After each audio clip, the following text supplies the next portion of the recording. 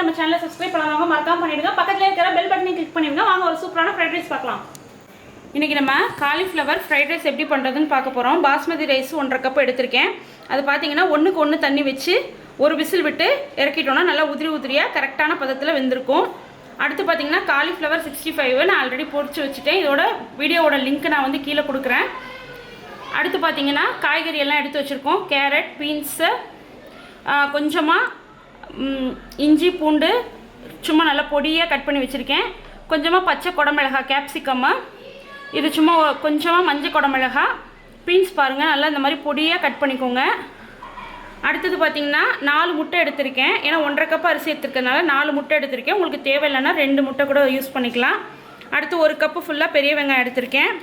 தாளிக்கிறதுக்கு எண்ணெய் கொஞ்சமாக, சோயா சாஸ் 1.5 டீஸ்பூன் எடுத்திருக்கேன். மிளகுத்தூள் 2 டீஸ்பூன் எடுத்திருக்கேன்.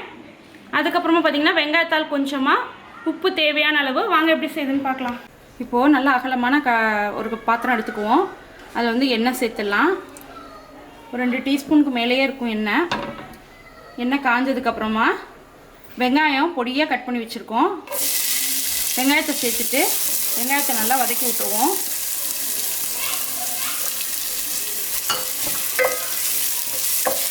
பாசி தான் வெந்திருக்கு. அதுலேயே வந்து நம்ம வந்து இஞ்சி பூண்டை சேர்த்துடலாம். அப்போ தான் அது நல்லா வந்து வறுபட்டுரும். நல்லா பொடியாக கட் பண்ணிக்கோங்க, இல்லைனா இடித்து கூட சேர்த்துக்கோங்க. ஆப்ஷனல், எப்படி வேணால் செஞ்சுக்கலாம் நம்ம.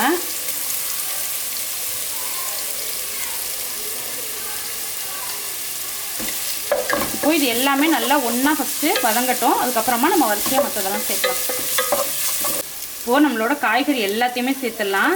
குடமிளகாய் இதெல்லாம் உடம்புக்கு ரொம்ப நல்லது. நம்ம வந்து நார்மலாக செஞ்சு கொடுத்தா குழந்தைங்க சாப்பிட மாட்டாங்க. இந்த மாதிரி ஃப்ரைட் ரைஸில் செஞ்சு கொடுத்தோம் அப்படின்னா அது எல்லாத்தையுமே மிச்சம் வைக்காமல் சாப்பிட்ருவாங்க. அடுத்து பார்த்திங்கன்னா கேரட் பொடியாக கட் பண்ணினது, அதே மாதிரி பீன்ஸும் பொடியாக கட் பண்ணினது எல்லாத்தையும் சேர்த்தாச்சு. சேர்த்துட்டு இதை நல்லா வதக்கி விட்ருவோம். இது கொஞ்சம் நேரம் ஒரு 5 நிமிஷம் நல்லா வதங்கட்டும்.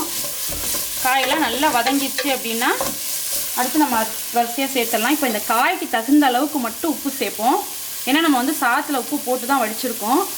இந்த காய்க்கு மட்டும் தேவையான அளவு உப்பு சேர்த்துருவோம். சோயா சாஸ் வேறு சேர்ப்போம், அதுக்காக உப்பு கொஞ்சம் கம்மியாகவே சேர்த்துக்கோங்க.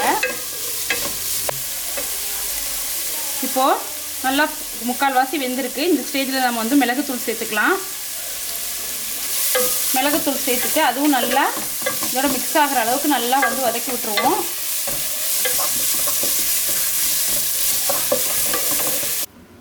பாருங்கள், முட்டையை வந்து நம்ம ஃபஸ்ட்டு கொஞ்சமாக உப்பு போட்டு கலக்கிக்கலாம். இந்த அளவுக்கு தான் உப்பு சேர்க்குறேன். அதோட கொஞ்சம் மிளகுத்தூள் அதையும் சேர்த்துட்டு ஒன்றா எல்லாத்தையும் மிக்ஸ் பண்ணி விட்டுப்போம்.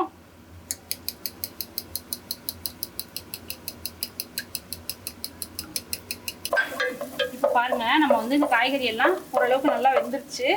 இப்போ இது எல்லாத்தையும் ஓரம் பண்ணிடலாம். அடுத்து நம்ம அடித்து வச்சுருக்கிற முட்டையை வந்து சேர்த்துருவோம்.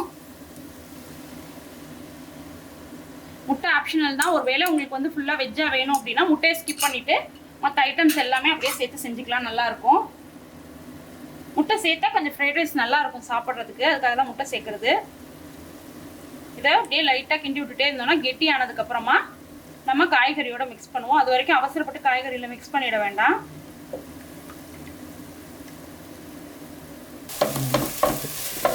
இப்போ பாருங்கள், முட்டை நல்லா வந்து எல்லாம் ஓரளவுக்கு இறுகி கரெக்டாக வந்துடுச்சு.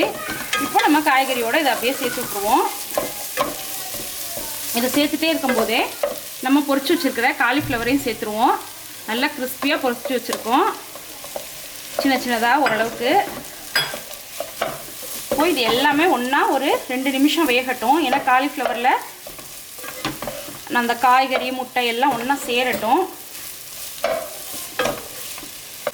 இப்போ நம்ம வந்து அரிசியை சேர்த்துடலாம். பாருங்கள் எவ்வளோ உதிரியாக இருக்குது.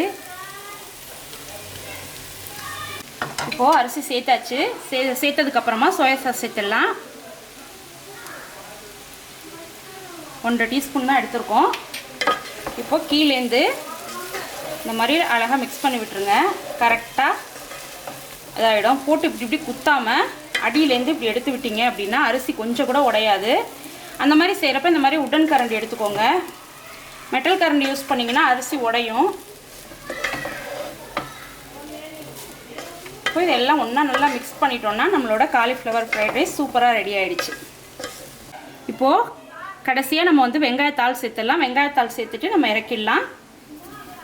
இன்றைக்கி நம்ம சிம்பிளான சூப்பரான ஹெல்த்தியான ஒரு ஃப்ரைட் ரைஸ் பண்ணியிருக்கோம். இது ரொம்ப ரொம்ப சூப்பராக இருக்கும். கண்டிப்பாக ட்ரை பண்ணி பாருங்கள். உங்களுக்கு இந்த வீடியோ பிடிச்சிருக்கும்னு நான் நம்புறேன். உங்களுக்கு இந்த வீடியோ பிடிச்சிருந்ததுன்னா லைக் பண்ணுங்கள், கமெண்ட் பண்ணுங்கள், ஷேர் பண்ணுங்கள், மறக்காமல் சப்ஸ்கிரைப் பண்ணுங்கள். ப்ளீஸ் நம்ம சேனலை சப்போர்ட் பண்ணுங்கள். தேங்க்ஸ் ஃபார் வாட்சிங்.